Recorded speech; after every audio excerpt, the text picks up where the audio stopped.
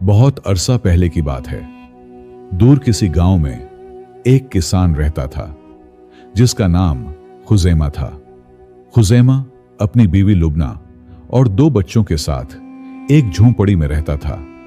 उनकी जिंदगी में गुर्बत का साया इतना गहरा था कि कई बार तो दिन में एक वक्त का खाना भी नसीब नहीं होता था और बच्चों के रोने की आवाज से घर में उदासी छाई रहती। खुजैमा एक मेहनती किसान था। उसके पास एक छोटा सा जमीन का टुकड़ा था जहां वो खेती बाड़ी करके घर के इखराजात पूरे करता था।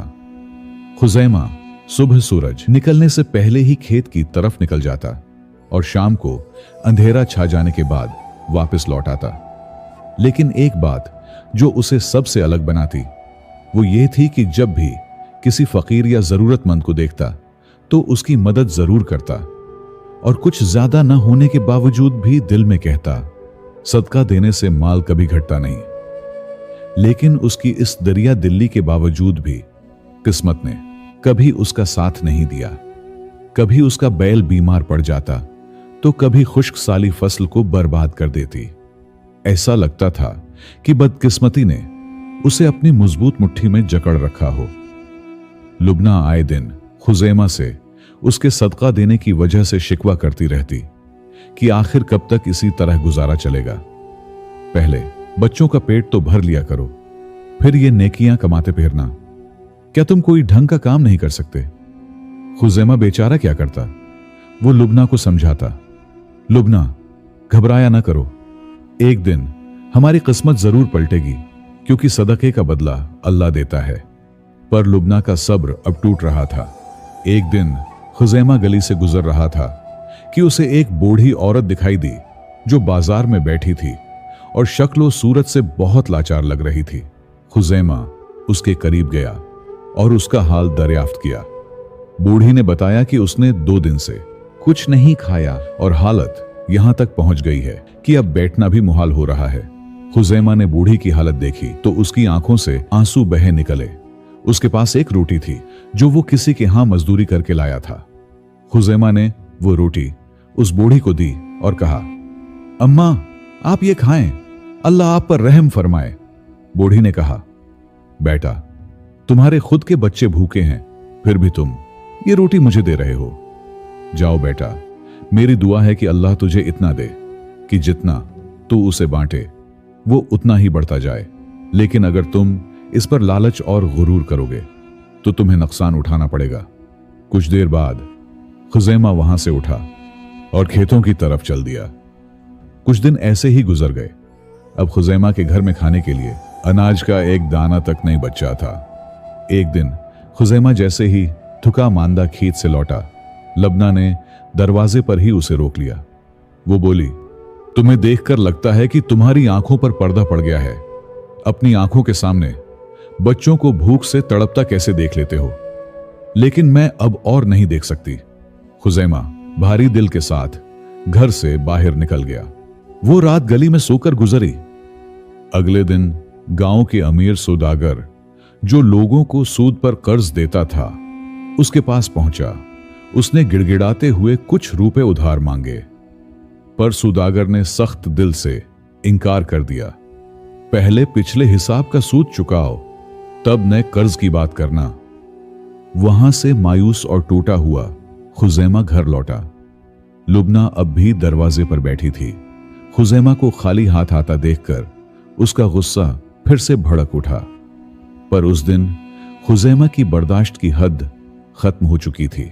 उसने दिल ही दिल में सोचा, इस दुख भरी जिंदगी से तो अच्छा है मर ही जाऊं। मौत ही अब वाहिद हल नजर आती है।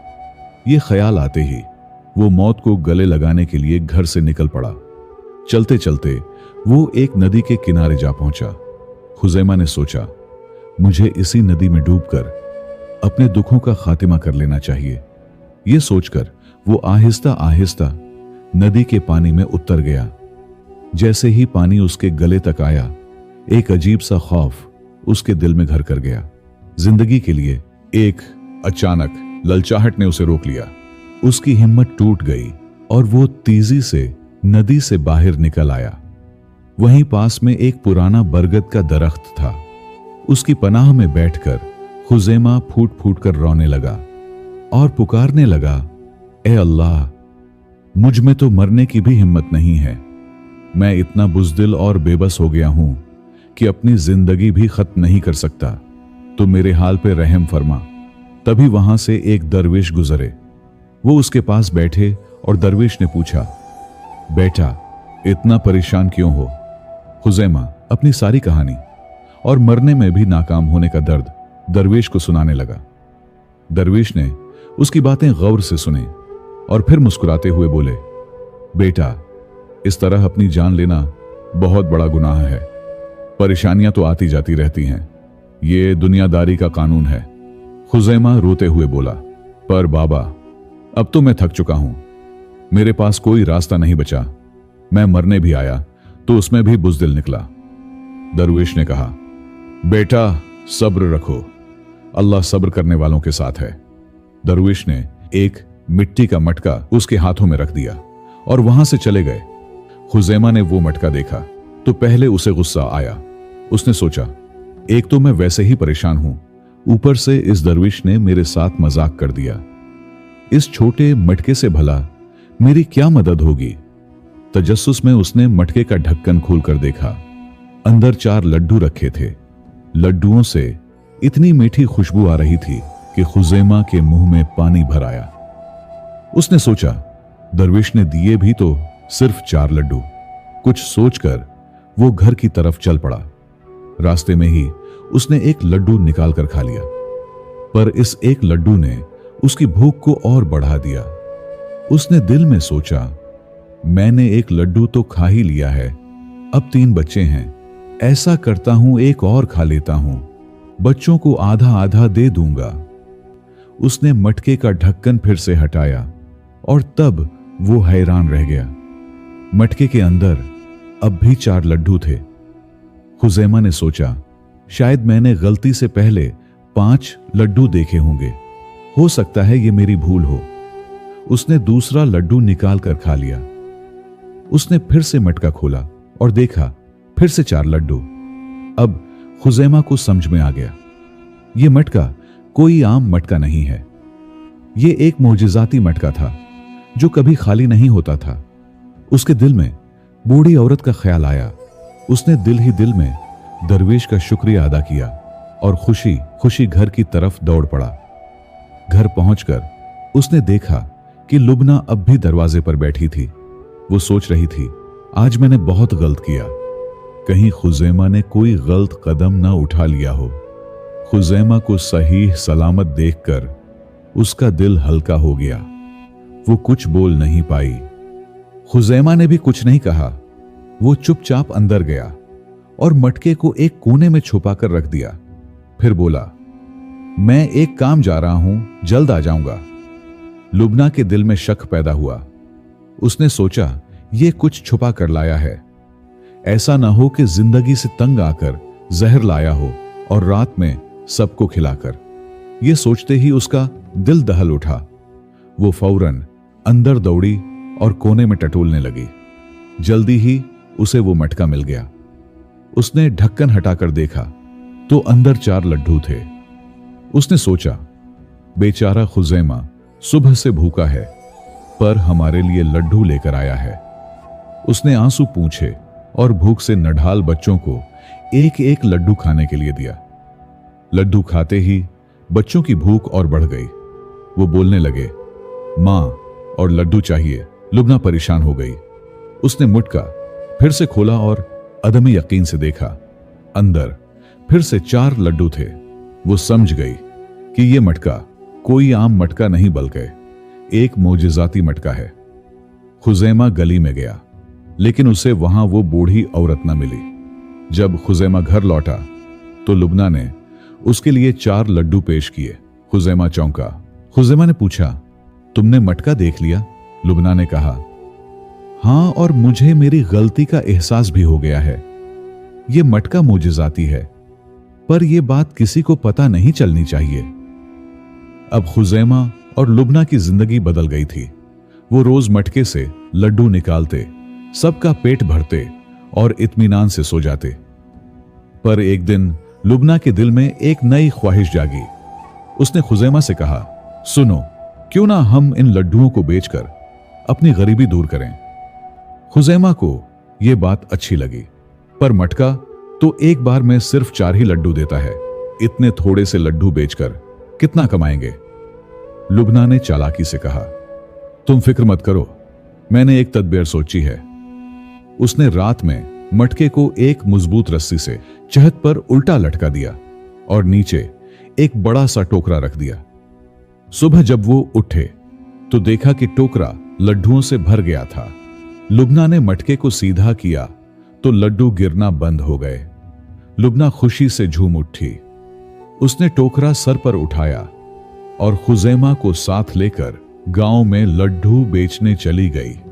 लड्डू इतने मजेदार थे कि जिसने एक बार खाया वो दोबारा जरूर आया। शाम होते होते पूरा टोकरा खाली हो गया और लुबना के हाथ में अच्छी खासी कमाई आ गई। अब ये उनका रोजमर्रा का मामूल बन गया। आहिस्ता आहिस्ता उनकी गरीबी दूर होने लगी। उन्होंने घर का जरूरी सामान लिया और बच्चों को पेट भरकर खाना मिलने लगा। कुछ ही अरसे में उन्होंने एक पक्का मकान भी बनवा लिया। पर लुबना का दिल अब भी भरा नहीं था। वो माजी की तौहीन को भूल नहीं पा रही थी। एक दिन उसने खुजैमा से कहा, सुनो, क्यों ना हम पूरे गांव को लड्डुओं की एक बड़ी दावत दें। मैं इन सब को दिखाना चाहती हूं जिन्होंने हमें हकीर समझा था। उन्हें भी तो पता चले कि अब हम किस मकाम पर हैं। खुजैमा घबरा गया। वो बोला, नहीं लुबना, यह बिल्कुल ठीक नहीं। लालच और गुरूर करने से सब खत्म हो जाएगा और इस खुशहाली को नजर लग जाएगी। पर लुबना नहीं मानी। खुजैमा उदास होकर चुप हो गया। उसे लगा कि लुबना के दिल का जख्म बहुत गहरा है। अगले ही दिन लुबना ने पूरे गांव में ढिंडूरा पिटवा दिया कि वो सबको दावत दे रही है। गांव वाले हैरान रह गए। सब आपस में बातें करने लगे। ये किस्मत कहां से पलट गई खुजैमा की। कल तक एक दाने का मोहताज था, आज पूरे गांव को दावत दे रहा है। दावत का दिन आया। लुबना ने रात में ही मटके को उल्टा लटका कर एक वसी बर्तन रख दिया। सुबह तक वो बर्तन लड्डुओं से भर गया। गांव के सारे लोग आए। लड्डू पर लड्डू पेश किए जाने लगे, पर लड्डू कम होने का नाम ही नहीं ले रहे थे। लोग हैरान थे कि बगैर किसी हलवाने के इतने लड्डू कहां से आ रहे हैं। यह खबर आग की तरह फैली और सुल्तान के कानों तक पहुंची। सुल्तान को यकीन नहीं आया। उसने सोचा, एक आम किसान के पास इतना माल कहां से आया?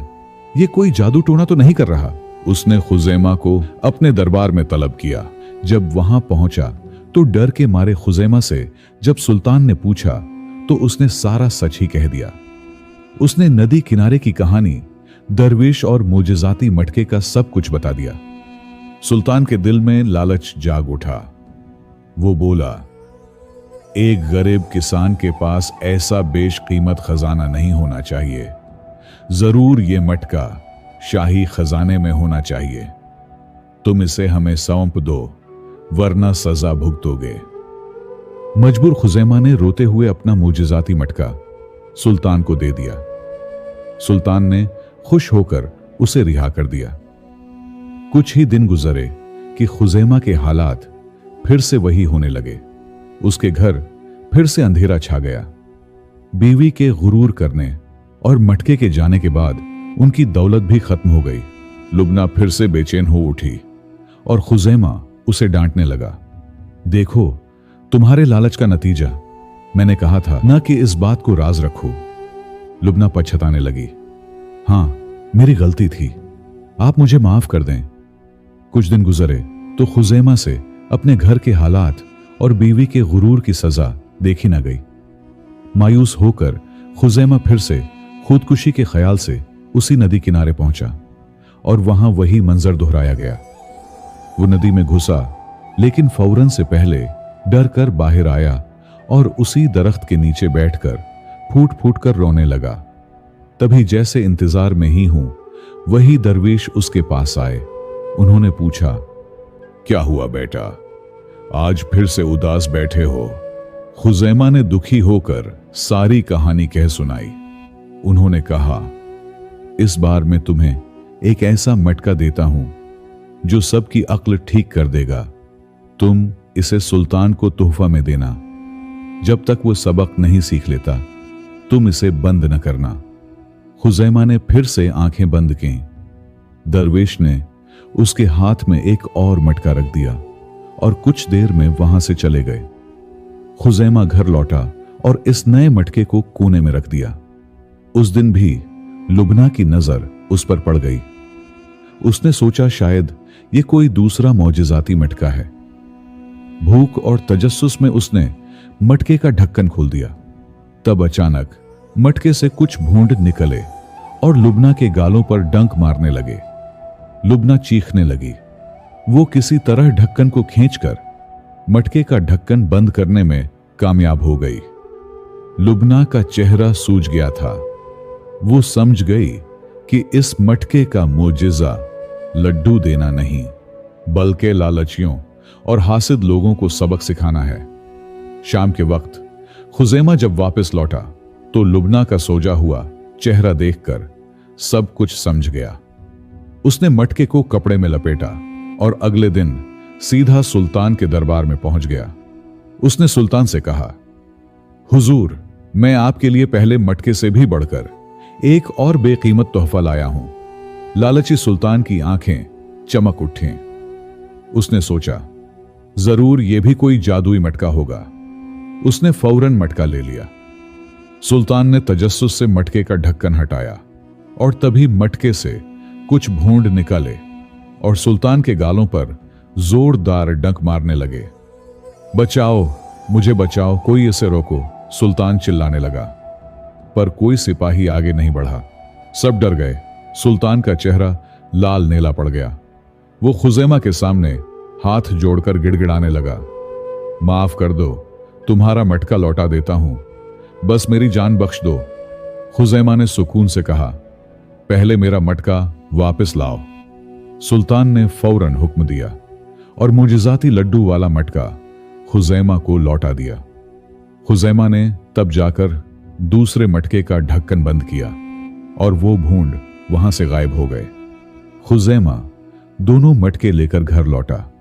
खुजैमा और लुबना ने फिर से लड्डू बेचने का कारोबार शुरू किया। इस बार उन्होंने लालच नहीं किया। आहिस्ता आहिस्ता उन्होंने एक बड़ी दुकान खोली और अपना काम बढ़ा लिया। प्यारे दोस्तों, हमेशा याद रखो, सदका देने से कभी भी माल घटता नहीं। अल्लाह तो अपने बंदे की नीयत देखता है। चाहे आप रोटी के एक लुक़मे से ही किसी की मदद क्यों ना कर दें। दोस्तों, कहानी कैसी लगी और इस नाचीज को आप कहां से देख रहे हैं, मुझे लाजिमी बताएं। खुदा हाफिज।